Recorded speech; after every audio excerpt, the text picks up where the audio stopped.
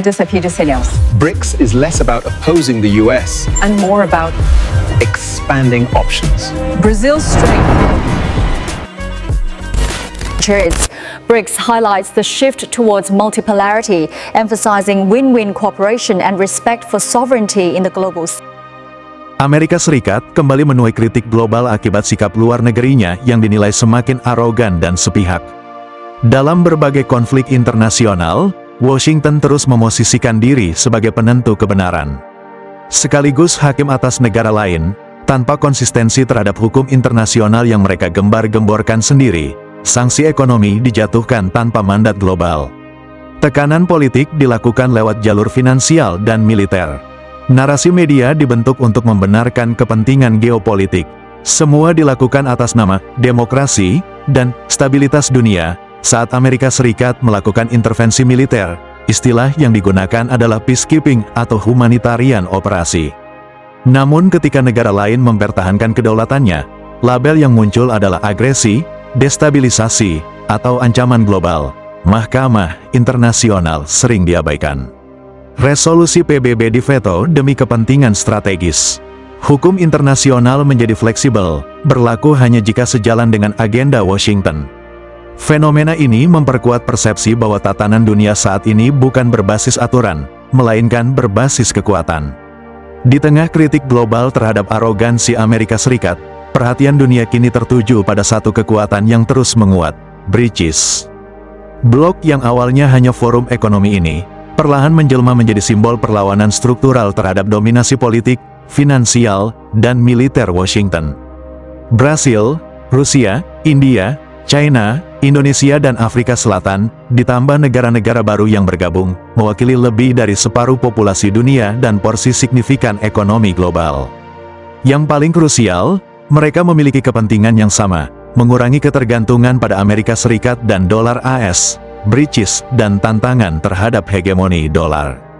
Salah satu sumber kekuatan Amerika Serikat selama puluhan tahun adalah dominasi dolar sebagai mata uang cadangan dunia. Sanksi ekonomi, pembekuan aset, dan tekanan finansial hanya efektif karena sistem global masih bergantung pada dolar. BRICS membaca celah ini dengan serius. Transaksi bilateral tanpa dolar mulai diperluas. Penggunaan mata uang lokal meningkat. Gagasan sistem pembayaran alternatif terus dimatangkan. Amerika Serikat selama ini memanfaatkan institusi global, dari IMF hingga mekanisme sanksi, untuk menekan negara yang dianggap tidak sejalan. BRICS, sebaliknya, menawarkan narasi alternatif. Kerjasama tanpa syarat ideologis dan tanpa intervensi politik domestik. Inilah yang membuat banyak negara berkembang mulai melirik BRICS sebagai mitra strategis. Bukan karena anti-Amerika, melainkan karena ingin berdaulat dalam mengambil keputusan. Secara militer, BRICS bukan aliansi seperti NATO. Namun dalam konteks global modern, perlawanan tidak selalu berbentuk senjata. Kontrol ekonomi, rantai pasok, teknologi, dan narasi global kini jauh lebih menentukan. Dengan kekuatan industri China, sumber daya Rusia dan Indonesia, pasar India, dan dukungan Global South, BRICS memiliki kapasitas nyata untuk melemahkan efektivitas sanksi AS, menawarkan alternatif sistem keuangan, mengurangi dominasi Barat dalam lembaga global. Ini bukan konfrontasi terbuka, melainkan pergeseran kekuatan perlahan namun pasti.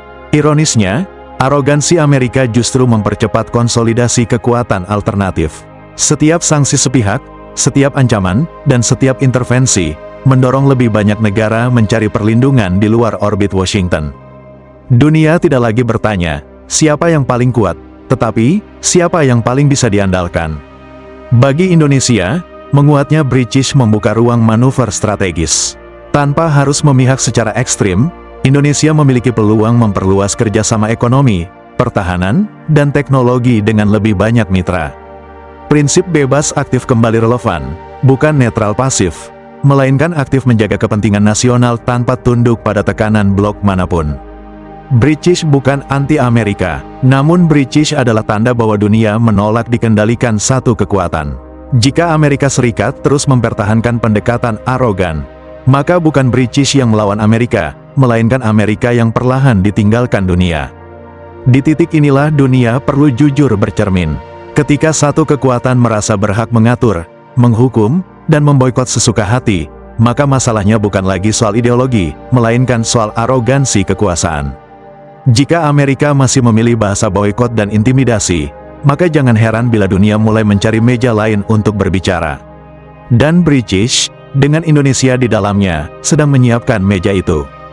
Jangan lupa like jika konten ini menambah wawasan, share agar diskusinya makin luas, dan subscribe supaya tidak ketinggalan analisis strategis berikutnya. Jayalah Indonesiaku!